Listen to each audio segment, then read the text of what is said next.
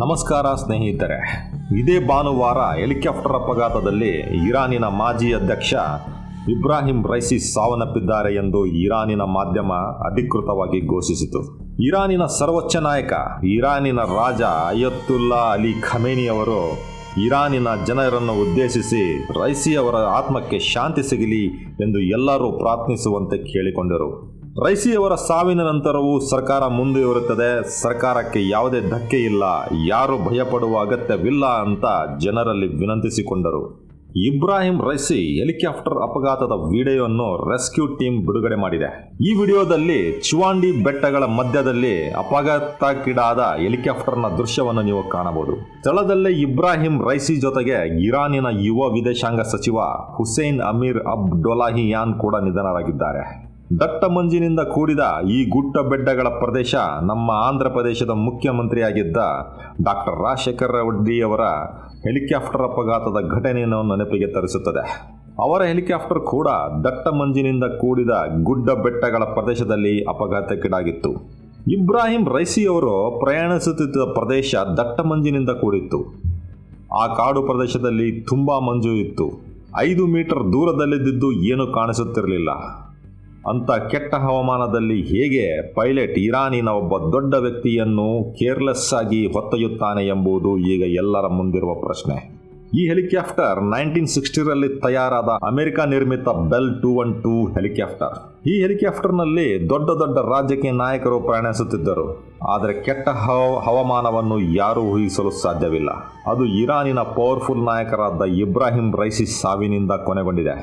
ರೈಸಿಯ ಈ ಸಾವನ್ನು ಕೆಲವು ಇರಾನಿನ ಜನರು ಏಕೆ ಆಚರಿಸುತ್ತಿದ್ದಾರೆ?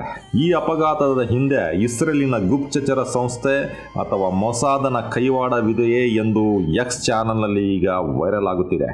ಅನೇಕ ಪಿತೂರಿಗಳು ಹೊರಬರುತ್ತಿವೆ. ಈ ಅಪಘಾತದ ಹಿಂದೆ ಅಮೆರಿಕದ ಗುಪ್ತಚರ ಸಂಸ್ಥೆ ಅಥವಾ CIA ಇದರ ಹಿಂದೆ ಇದೆಯೇ? ಅಪಘಾತದ ಸ್ಥಳದಲ್ಲಿ ಭಾರತೀಯ ಪ್ರಜೆ ಕಾಣಿಸಿಕೊಂಡಿದ್ದಾನೆ ಅಥವಾ ಅವನು ಸಂಚು ರೂಪಿಸಿಕೊಳ್ಳಲ್ಪಟ್ಟಿದ್ದಾನೆ? ಇದು ನೈಸರ್ಗಿಕ ಅಪಘಾತವೇ? ವಿಶೇಷವಾಗಿ ಚಾಬಾರ್ ಒಪ್ಪಂದವು ಅವನ ಸಾವಿನ ನಂತರ ನಿಲ್ಲುತ್ತದೆಯೇ ಎಂದು ಎಲ್ಲರ ಮುಂದಿರುವ ಪ್ರಶ್ನೆ. ಈ ಎಲ್ಲ ಸಂದೇಹಗಳಿಗೆ ನಾನು ನಿಮಗೆ ವಿವರವಾಗಿ ಸಮಾಧಾನ ಕೊಡುತ್ತೇನೆ. ಅದಕ್ಕೂ ಮೊದಲು ದಯವಿಟ್ಟು ನಮ್ಮ ಈ HD ಕನ್ನಡ ಚಾನಲ್ನ ಸಬ್ಸ್ಕ್ರೈಬ್ ಮಾಡಿ, ಶೇರ್ ಮಾಡಿ. ಸಾಮಾನ್ಯವಾಗಿ ಯೂಟ್ಯೂಬ್ ಇಂತಹ ವಿಡಿಯೋಗಳನ್ನು ತಡೆ ಹಿಡಿಯುತ್ತದೆ. ಆದ್ದರಿಂದ ನಿಮ್ಮೆಲ್ಲರ ಪ್ರೋತ್ಸಾಹ ನಮಗೆ ಅತ್ಯವಶ್ಯಕ. ದಯವಿಟ್ಟು ನಮ್ಮ ಈ ಚಾನಲನ್ನು ಲೈಕ್ ಮಾಡಿ, ಶೇರ್ ಮಾಡಿ, ಸಬ್ಸ್ಕ್ರೈಬ್ ಮಾಡಿ. ಹೆಲಿಕಾಪ್ಟರ್ ಅಪಘಾತದ ವಿಷಯ ಕೇಳಿ ಇರಾನಿನ ಜನರು ಪಟಾಕಿಗಳನ್ನು ಸುಟ್ಟು ಸಂಭ್ರಮಿಸಿದರು. ಇಬ್ರಾಹಿಂ ರೈಸಿಯನ್ನು ಇರಾನಿನ ಕೆಲವು ಜನರು ಕಟುಕ ಎಂದು ಏಕೆ ಕರೆದರು? ಈ ಎಲ್ಲ ವಿಷಯಗಳನ್ನು ತಿಳಿಯುವುದಕ್ಕಿಂತ ಮುಂಚೆ ನಾವು ಸ್ವಲ್ಪ ಫ್ಲ್ಯಾಶ್ ಬ್ಯಾಕಿಗೆ ಹೋಗೋಣ. ಅದು 1979ರ ಕಾಲ. ಅವಾಗ ಇರಾನ್ ತುಂಬ ಆಧುನಿಕವಾಗಿತ್ತು. 1979ರಲ್ಲಿ ಇರಾನ್ ಯುರೋಪಿನ ರಾಷ್ಟ್ರದಂತೆ ಇತ್ತು. ಇರಾನಿನಲ್ಲಿ ಪಾರ್ಟಿಗಳು ನಡೆಯುತ್ತಿದ್ದವು, ಫ್ಯಾಷನ್ ಶೋಗಳು ನಡೆಯುತ್ತಿದ್ದವು.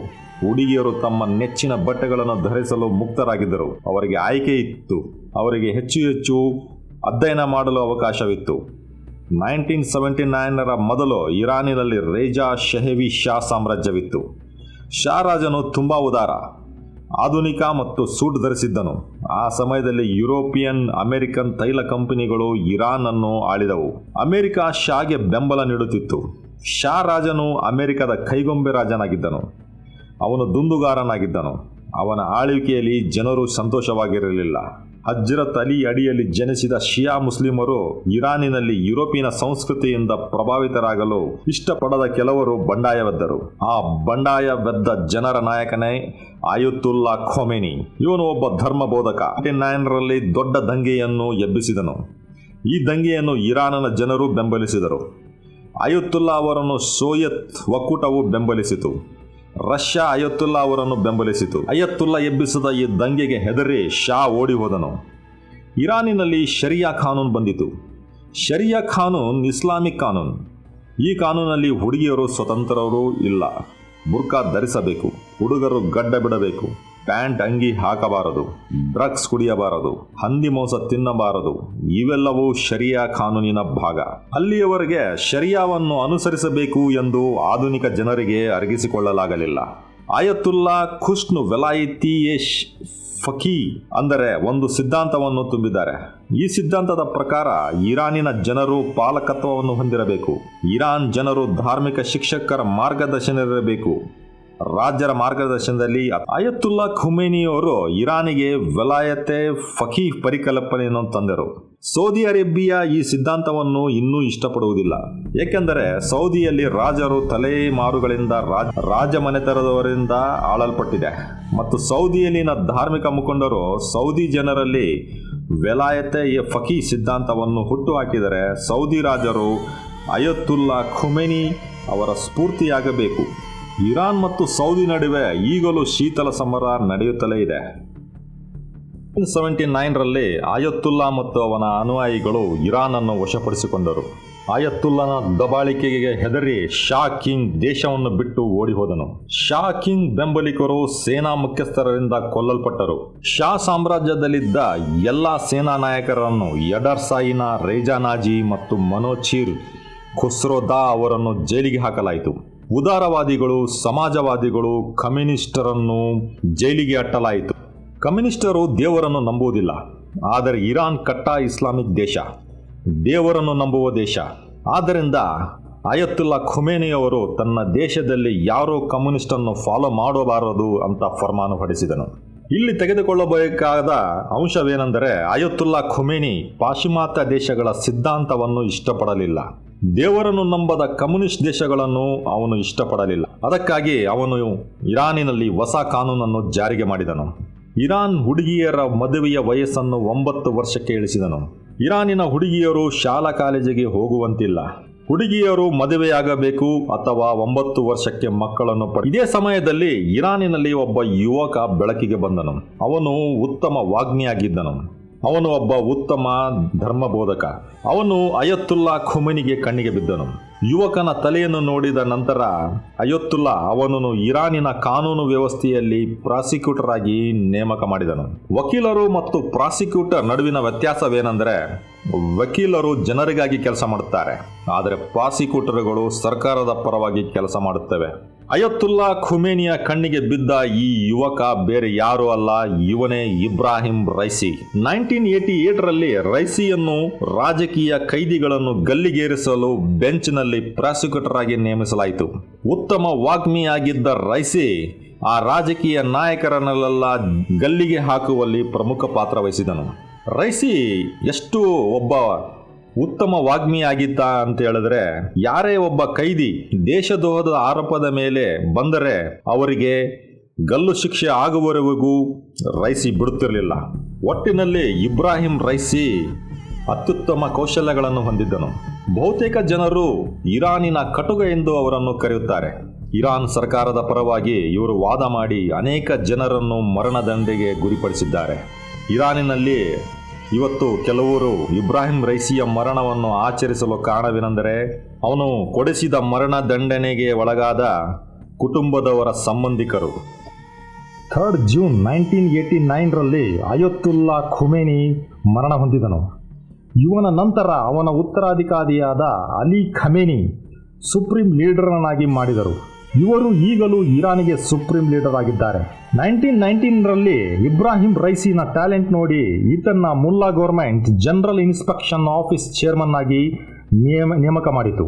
1994ರಲ್ಲಿ ಇಬ್ರಾಹಿಂ ರೈಸಿ ಇರಾನ್ನ ಚೀಫ್ ಜಸ್ಟಿಸ್ ಆಗಿ ನೇಮಕಗೊಂಡನು. 2017ರಲ್ಲಿ ಇವರು ಪ್ರೆಸಿಡೆಂಟ್ ಎಲೆಕ್ಷನ್ನಲ್ಲಿ ಸೋತರು. ಮತ್ತೆ 2021ರಲ್ಲಿ ಕಾಂಟೆಸ್ಟ್ ಮಾಡಿ 66% ಮೆಜಾರಿಟಿನಿಂದ ಇರಾನಿಗೆ ಪ್ರೆಸಿಡೆಂಟ್ ಆದರು. ಕೆಲವರು ಅವರು ರಿಗ್ಗಿಂಗ್ ಮಾಡಿ ಗೆದ್ದಿದ್ದಾರೆ ಅಂತ ಆರೋಪಿಸುತ್ತಾರೆ. ಏನೇ ಆಗಲಿ 2021ರಿಂದ ಅವರು ಇರಾನಿಗೆ ಪ್ರೆಸಿಡೆಂಟ್ ಆಗಿ ಇದ್ದರು. ಸೆಪ್ಟೆಂಬರ್ 13, 2022 ಈ ಡೇಟ್ನ ನೆನಪಿಟ್ಟುಕೊಳ್ಳಿ. ಆ ದಿನ 27 ವರ್ಷದ ಕುರ್ದಿಸಿ ಜನಾಂಗದ ಹುಡುಗಿ, ಆಕೆ ಹೆಸರು ಜೀನಾ ಮಹಸಾ, ಸರಿಯಾಗಿ ಹಿಜಾಬ್ ಹಾಕಿಲ್ಲ ಅಂತ ಪೊಲೀಸರು ಅರೆಸ್ಟ್ ಮಾಡಿ 3 ದಿನಗಳ ಕಾಲ ಆಕೆಯನ್ನು ಮನಬಂದಂತೆ ಥಳಿಸಿದರು. ಆ ಹುಡುಗಿ ಲಾಕಪ್ನಲ್ಲಿಯೇ ತೀರಿ ಹೋದಳು. ಇದರಿಂದ ಇರಾನಿನ ಹುಡುಗಿಯರೆಲ್ಲ ಭಾರಿ ಸಂಖ್ಯೆಯಲ್ಲಿ ಪ್ರೊಟೆಸ್ಟ್ ಮಾಡಿ ಅವರು ಸಹ ಹಿಜಾಬ್ ತೆಗೆದು ಹೇರ್ಸ್ ಕಟ್ ಮಾಡಿಕೊಂಡರು. ಈ ಮಹಿಳೆಯರ ರಿವಲ್ಯೂಷನ್ನ ಮಹಿಸಾ ರಿವಲ್ಯೂಷನ್ ಅಂತ ಹೇಳುತ್ತಾರೆ. ಇಲ್ಲಿ ಮಹಿಸಾ ಎಂಬ ಹುಡುಗಿ ಕುರ್ದಿಶ್ ಕ್ಯಾಸ್ಟ್ನವಳು. ಇವರು ಸುನ್ನಿ ಮುಸ್ಲಿಮ್ಸ್. ಇದು ರಿಲಿಜಿಯಸ್ ಆಂಗಲ್. ಇಬ್ರಾಹಿಂ ರೈಸಿ ಅವರು ಶಿಯಾ ಮುಸ್ಲಿಂ. ಸೊ ಆಬ್ವಿಯಸ್ಲಿ ಇವರು ಆ ಪ್ರೊಟೆಸ್ಟ್ನ ತಡೆ ಹಿಡಿದರು. ಇದನ್ನು ಇಂಡಿಯನ್ ಫೆಮಿನಿಸ್ಟ್ ಈವರೆಗೂ ಖಂಡಿಸುತ್ತಾರೆ. ಮಹಿಸಾರ್ ರಿವಲ್ಯೂಷನ್ ನಲ್ಲಿ ಪ್ರೊಟೆಸ್ಟ್ ಮಾಡಿದವರನ್ನು ಅರೆಸ್ಟ್ ಮಾಡಿ ಜೈಲಿಗೆ ಕಳುಹಿಸಿದರು. ಸುಮಾರು 800 ಮಂದಿನ ಗಲ್ಲಿಗೇರಿಸಿದರು. ಈ ಇನ್ಸಿಡೆಂಟ್ ಇಂದ ಪ್ರಪಂಚದ ದೇಶಗಳಲ್ಲಿ ರೈಸಿಗೆ ಕೆಟ್ಟ ಹೆಸರು ತಂದಿತು. ಇಬ್ರಾಹಿಂ ರೈಸಿ ಚೀಫ್ ಜಸ್ಟಿಸ್ ಆಗಿದ್ದವನು. ಅವನಿಗೆ ಇರಾನಿನ ಕಾನೂನಿನ ಬಗ್ಗೆ ಅರಿವಿದೆ. ಅವರಿಗೆ ಇದ್ದ ಪರಿಜ್ಞಾನದಿಂದ ಈ ಪ್ರೊಟೆಸ್ಟ್ನ ಹತ್ತಿಕ್ಕುವುದು ಅವರಿಗೆ ದೊಡ್ಡ ಕೆಲಸ ಏನೂ ಅಲ್ಲ. ಅದನ್ನು ಅವರು ಸರಿಯಾಗಿ ಹ್ಯಾಂಡಲ್ ಮಾಡಿದರು. ಇದರ ನಂತರ ರೈಸಿ ತಡೆಯಲಾಗದ ವ್ಯಕ್ತಿಯಾಗಿ ಒಂದು ಶಕ್ತಿಯಾಗಿ ಬೆಳೆದರು. ಅವರು ಇರಾನ್ ಅನ್ನ ಡ್ರೋನ್ ಉತ್ಪಾದನಾ ಕೇಂದ್ರವನ್ನಾಗಿ ಮಾಡಿದರು. ನಿಮಗೆ ಆಶ್ಚರ್ಯವಾಗಬಹುದು, ರಷ್ಯಾ ಇರಾನಿನಿಂದ ಡ್ರೋನ್ ಖರೀದಿ ಮಾಡುತ್ತದೆ. ಇರಾನ್ ಜಗತ್ತಿಗೆ ಡ್ರೋನ್ ಎಕ್ಸ್ಪೋರ್ಟರ್ ಡೆಸ್ಟಿನೇಷನ್ ಆಗಿದೆ. ರೈಸಿ ಅಮೆರಿಕಾಗೆ ಚಾಲೆಂಜ್ ಮಾಡಿದ್ದಾರೆ, ನೀವು ಇರಾನ್ ಮೇಲೆ ಎಷ್ಟೇ ನಿರ್ಬಂಧ ಹೇರಿದರೂ ನಾವು ನ್ಯೂಕ್ಲಿಯರ್ ಬಾಂಬ್ನ ತಯಾರು ಮಾಡುತ್ತೇವೆ. ಇರಾನಿನಲ್ಲಿ ಇಲ್ಲಿವರೆಗೂ 60% ಯುರೇನಿಯಂ ಎನ್ರಿಚ್ಮೆಂಟ್ ಆಗ್ತಾ ಇದೆ. ಲಾಸ್ಟ್ ಇಯರ್ ರೈಸಿ ಚೈನಾ ಜೊತೆ ಸಂಬಂಧವನ್ನು ಸುಧಾರಿಸಿಕೊಂಡಿದ್ದಾರೆ. ಅಮೆರಿಕ ಚೈನಾ ನಡುವೆ ಇದ್ದ ಹಗೆತನದಿಂದ ಇರಾನ್ ಚೈನಾಗೆ ಪ್ರೈಮರಿ ಚಾಯ್ಸ್ ಆಗಿದೆ. ಇರಾನ್ ಚೈನಾಗೆ ಹೈ ಸ್ಕೇಲ್ನಲ್ಲಿ ಆಯಿಲ್ನ ಎಕ್ಸ್ಪೋರ್ಟ್ ಮಾಡುತ್ತಾ ಇದೆ. ನೆಕ್ಸ್ಟ್, ಇಬ್ರಾಹಿಂ ರೈಸಿ ಅವರು ಹಮಾಸ್ಗೆ ಫೈನಾನ್ಷಿಯಲಿ ಸಪೋರ್ಟ್ ಮಾಡಿ ಹೈಲೈಟ್ ಆದರು. ಅಕ್ಟೋಬರ್ 2ರಂದು ಹಮಾಸ್ ಇಸ್ರೇಲ್ ಮೇಲೆ ದಾಳಿ ಮಾಡಿದೆ. ಈ ದಾಳಿ ಹಿಂದೆ ಇದ್ದ ಸೂತ್ರಧಾರಿ ರೈಸಿ ಅಂತ ಎಲ್ಲರಿಗೂ ಗೊತ್ತಿದೆ. ಯೆಮೆನ್ನಲ್ಲಿ ಇದ್ದ ಹೌತಿಸ್ಗೆ ಇರಾನ್ ಫೈನಾನ್ಷಿಯಲಿ ಸಪೋರ್ಟ್ ಮಾಡ್ತಾ ಇದೆ. ಈ ವಿಧವಾಗಿ ಲಾಸ್ಟ್ 3 ಇಯರ್ಸ್ನಿಂದ ಇಬ್ರಾಹಿಂ ರೈಸಿ ಅವರು ಇರಾನಿನ ಮಿಡಲ್ ಈಸ್ಟ್ನಲ್ಲಿ ಒಂದು ಶಕ್ತಿಯುತವಾದ ದೇಶನಾಗಿ ಮಾಡಿದ್ದಾರೆ. ರೆಡ್ ಸೀನಲ್ಲಿ ಹೌತೀಸ್ ಯುರೋಪ್ ಅಮೆರಿಕನ್ ಶಿಪ್ ಮೇಲೆ ದಾಳಿ ಮಾಡಿ ಅಮೆರಿಕನ್ ನೇವಿಗೆ ಚಾಲೆಂಜ್ ಮಾಡಿದ್ದಾರೆ. 1980s ನಿಂದ ಇಸ್ರಾಯೇಲ್ ಇರಾನ್ ನಡುವೆ ಹಗೆತನ ಇದೆ. ಇರಾನ್ ನ್ಯೂಕ್ಲಿಯರ್ ಪ್ರೋಗ್ರಾಮ್ಸ್ ಇಸ್ರೇಲ್ಗೆ ಇಷ್ಟವಿಲ್ಲ. ಯಾಕೆ ಅಂದರೆ ಇರಾನ್ ನ್ಯೂಕ್ಲಿಯರ್ ಬಾಂಬ್ ತಯಾರು ಮಾಡಿದರೆ ಇಸ್ರೇಲ್ ಪತನವಾಗುವುದು ನಿಶ್ಚಿತ. ಅದಕ್ಕೆ ಇಸ್ರೇಲ್ ಇರಾನ್ ನ್ಯೂಕ್ಲಿಯರ್ ಸೈಟ್ಸ್ನ ನಾಶಪಡಿಸುತ್ತಿದೆ. 2020ರಲ್ಲಿ ಮೊಸಾದ್ ಮತ್ತು ಶಯಾ ಖಾಲಿಫ್ಸ್ ಇರಾನ್ ಮಿಲಿಟರಿ ಜನರಲ್ ಆದ ಖಾಸಿಮ್ ಸುಲೇಮಾನ್ ಅಸೆಸಿನೇಟ್ ಮಾಡಿದರು. ರೀಸೆಂಟ್ ಆಗಿ ಮೊನ್ನೆ ಸಿರಿಯಾ ದೇಶದಲ್ಲಿ ಇರಾನ್ ಎಂಬಸಿ ಮೇಲೆ CRL ಫೈಟರ್ ಜೆಟ್ಸ್ನಿಂದ ದಾಳಿ ನಡೆಸಿ ಇರಾನ್ ರೆವಲ್ಯೂಷನ್ ಗಾರ್ಡ್ಸ್ಗೆ ಸೇರಿದ 7 ಮಂದಿ ಹೈಯರ್ ರ್ಯಾಂಕ್ ಆಫೀಸರನ್ನು ಇಸ್ರೇಲ್ ಕೊಂದಿದೆ. ಈ ದಾಳಿಯಲ್ಲಿ ಇರಾನಿನ ಬ್ರಿಗೇಡಿಯರ್ ಜನರಲ್ ಮೊಹಮ್ಮದ್ ರಿಜಾ ಜಹದಿ ಸಹ ತೀರಿಹೋದರು. ಇದಕ್ಕೆ ಪ್ರತಿಯಾಗಿ ಇರಾನ್ 100 ಸಂಖ್ಯೆಯಲ್ಲಿ ಡ್ರೋನ್ ಅನ್ನು ಇಸ್ರೇಲ್ ಮೇಲೆ ಕಳುಹಿಸಿ ಡೈರೆಕ್ಟ್ ಆಗಿ ಅಟ್ಯಾಕ್ ಮಾಡಿದೆ. ಈ ಘಟನೆಯ ಕಾರಣವಾಗಿ ಹಲವರು ಇಬ್ರಾಹಿಂ ರೈಸಿ ಆಕ್ಸಿಡೆಂಟ್ನಲ್ಲಿ ಮೊಸಾದ್ ಕೈವಾಡ ಇದೆ ಅಂತ ಶಂಕಿಸುತ್ತಿದ್ದಾರೆ. ಇಸ್ರೇಲ್ ಮೀಡಿಯಾ ಮತ್ತು ಇಸ್ರೇಲಿನ ಹಿರಿಯರು ಈ ಆಕ್ಸಿಡೆಂಟಿಗೂ ನಮಗೂ ಏನು ಸಂಬಂಧವಿಲ್ಲ ಅಂತ ಪ್ರಕಟಿಸಿದ್ದಾರೆ. ಎಸ್, ಮೊಸಾದ್ ಇರಾನ್ ಸೈಂಟಿಸ್ಟ್ನ ಮಿಲಿಟರಿ ಆಫೀಸರನ್ನು ಕೊಂದಿದೆ. ಸೊ ಆಬ್ವಿಯಸ್ಲಿ ಈ ಆಕ್ಸಿಡೆಂಟ್ನಲ್ಲಿ ಇಸ್ರೇಲ್ ಹ್ಯಾಂಡ್ ಇರಬಹುದು. ಬಟ್ ಕೆಲವರು ಮೊಸಾದ್ ಒಂದು ದೇಶದ ಪ್ರೆಸಿಡೆಂಟ್ನ ಕೊಲ್ಲಲಿಕ್ಕೆ ಅಥವಾ ಟ್ರೈ ಮಾಡಲ್ಲ, ಅದಕ್ಕೆ ಅವರು ಆ ತಪ್ಪನ್ನು ಮಾಡಲ್ಲ. ಇರಾನ್ ಮೀಡಿಯಾ ಕೂಡ ಇದರಲ್ಲಿ ಇಸ್ರೇಲಿನ ಹಸ್ತ ಇದೆ ಅಂತ ಆರೋಪಿಸುತ್ತಿಲ್ಲ. ಇನ್ನು ವೆರಿಫಿಕೇಶನ್ ನಡೀತಾ ಇವೆ. ನೆಕ್ಸ್ಟ್, ಇದರಲ್ಲಿ ಅಮೆರಿಕನ್ ಇಂಟೆಲಿಜೆನ್ಸ್ ಕೈವಾಡ ಇದೆಯಾ, CIA ಹಸ್ತವಿದೆಯಾ, ಇದಕ್ಕೆ ಇನ್ನೂ ಏನು ಎವಿಡೆನ್ಸ್ ಇಲ್ಲ. ಎಟ್ ಲಾಸ್ಟ್ ನೋಡಿದರೆ ಇಸ್ರೇಲ್ಗೆ ಮೋಸ್ಟ್ ವಾಂಟೆಡ್ ಪರ್ಸನ್ ಯಾರಪ್ಪ ಅಂದರೆ ಅದು ಇಬ್ರಾಹಿಂ ರೈಸಿ. ಎಟ್ ಪ್ರೆಸೆಂಟ್ ಇಸ್ರೇಲಿನಲ್ಲಿ ಜನರು ಸೆಲೆಬ್ರೇಷನ್ ಮಾಡುತ್ತಿದ್ದಾರೆ. ಟ್ವಿಟರ್ನಲ್ಲಿ ವಿಡಿಯೋಸ್ನ ವೈರಲ್ ಆಗ್ತಾ ಇವೆ. ಕೆಲವರು ಸಿಹಿ ಹಂಚಿ ಸಂಭ್ರಮಿಸುತ್ತಿದ್ದಾರೆ. ಇಸ್ರೇಲ್ ಒಂದು ಸ್ಟೇಟ್ಮೆಂಟ್ ಕೊಟ್ಟಿದೆ, ನಮಗೂ ಇದಕ್ಕೂ ಯಾವುದೇ ಸಂಬಂಧ ಇಲ್ಲ. There was no doubt that the president was a brutal man. Raisi ಅವರ ಮರಣದ ನಂತರ ಇರಾನ್ ಜನರು ಕೂಡ ಸಂಭ್ರಮಿಸಿದರು. ಇವರು ಮೋಸ್ಟ್ಲಿ ಕುರ್ದಿಸ್ ಜನಾಂಗದವರು ಆಗಿರಬಹುದು. ಮಹಿಸಾರ್ ರಿವಲ್ಯೂಷನ್ನಲ್ಲಿ ತುಂಬಾ ಕಠಿಣವಾಗಿ ವ್ಯವಹರಿಸಿದರು. ಆ 800 ಹುಡುಗಿಯರ ಸಂಬಂಧಿಕರು ಆಗಿರಬಹುದು. ನೆಕ್ಸ್ಟ್, ಇವರ ಮರಣದ ನಂತರ ರೀಸೆಂಟ್ ಆಗಿ ಭಾರತ ಇರಾನ್ ನಡುವೆ ಮಾಡಿದ ಚಾಬಾರ್ ಪೋರ್ಟ್ ಡೆವಲಪ್ಮೆಂಟ್ನ ಮೇಲೆ ಇದು ಪ್ರಭಾವ ಬೀರುತ್ತಾ? ರೈಸಿ ಇಲ್ಲ ಅಂದರೆ ಇನ್ನೊಬ್ಬ ಪ್ರೆಸಿಡೆಂಟ್ ಬರ್ತಾರಾ? ಸೊ ರೈಸಿ ನಂತರ ವೈಸ್ ಪ್ರೆಸಿಡೆಂಟ್ ಮೊಹಮ್ಮದ್ ಮೊಕ್ಬರ್ ಅಧಿಕಾರಕ್ಕೆ ಬರ್ತಾರೆ. ಚಾಬಾರ್ ಪ್ರಾಜೆಕ್ಟ್ ಮೇಲೆ ಏನೂ ಪರಿಣಾಮ ಬೀರಲ್ಲ. ಇದು 10 ಇಯರ್ಸ್ ಪ್ರಾಜೆಕ್ಟ್, ಸ್ಲೋ ಆಗಿ ಡೆವಲಪ್ ಆಗುತ್ತದೆ. ಈ ಪ್ರಾಜೆಕ್ಟ್ 2 ದೇಶಗಳಿಗೂ ಪ್ರತಿಷ್ಠೆಯ ಡೀಲ್. ಆದ ಕಾರಣ ಇದರ ಮೇಲೆ ಯಾವುದೇ ಎಫೆಕ್ಟ್ ಆಗಲ್ಲ. ಒಂದು ವೇಳೆ ಸಿವಿಲ್ ವಾರ್ ಬಂದರೆ ಈಕ್ವೇಷನ್ಸ್ ಮೇಲೆ ಕೆಳಗೆ ಆಗಬಹುದು. ಎಟ್ ಪ್ರೆಸೆಂಟ್ ಇರಾನ್ ಇಬ್ರಾಹಿಂ ರೈಸಿ ಆಕ್ಸಿಡೆಂಟ್ನ ಪ್ರತಿಯಾಗಿ ಇಸ್ರೇಲ್ ಜೊತೆ ಯುದ್ಧ ಮಾಡೋ ಪರಿಸ್ಥಿತಿಯಲ್ಲಿ ಇಲ್ಲ. ನಿಮಗೆ ಕಾಂಟೆಂಟ್ ಲೈಕ್ ಆದರೆ ವಿಡಿಯೋನ ಲೈಕ್ ಮಾಡಿ, ಶೇರ್ ಮಾಡಿ, ಸಬ್ಸ್ಕ್ರೈಬ್ ಮಾಡಿ. ಜೈ ಹಿಂದ್.